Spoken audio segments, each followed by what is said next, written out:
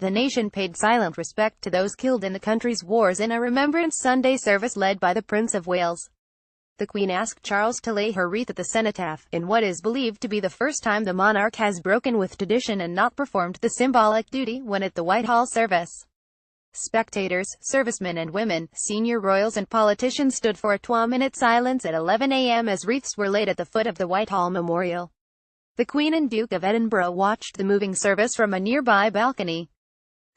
Prince Charles, Prince of Wales, laid a wreath on behalf of his mother, the Queen. Getty Images. Former Prime Ministers Tony Blair, David Cameron and Gordon Brown attended, alongside Labour leader Jeremy Corbyn, Lib Dem leader Vince Cable, Home Secretary Amber Rudd, Foreign Secretary Boris Johnson, London Mayor Sadiq Khan and Prime Minister Theresa May. Queen Elizabeth II, the Duke of Edinburgh and the Duchess of Cornwall, observed from a balcony.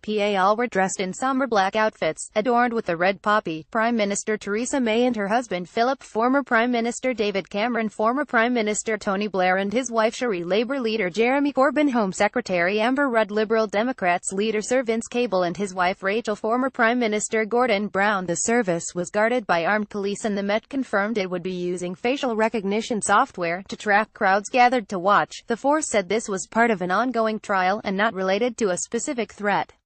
The cenotaph ceremony is a poignant and significant event in the life of the nation, which normally involves the Queen leading the country in remembering those who have died in world wars and other conflicts, so Charles' role in laying the wreath will be a significant moment. Cenotaph veterans arriving at the service. Reuters. Buckingham Palace announced the change last month, which is seen as an example of the subtle shift of head of state duties from the Queen to the heir to the throne. Earlier this year, Philip, 96, retired from his solo public duties, but on occasion has joined the Queen at her official engagements.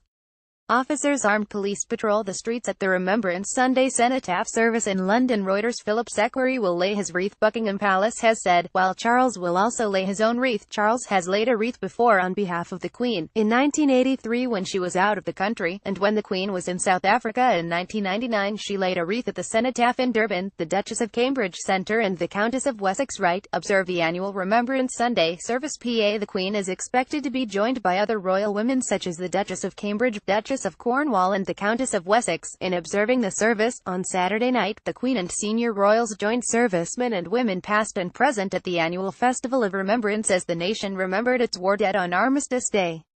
Queen honors war dead at Festival of Remembrance. The monarch was joined at the Royal Albert Hall in London by thousands of veterans for the 90th anniversary of the event, organised by the Royal British Legion, of which she is patron.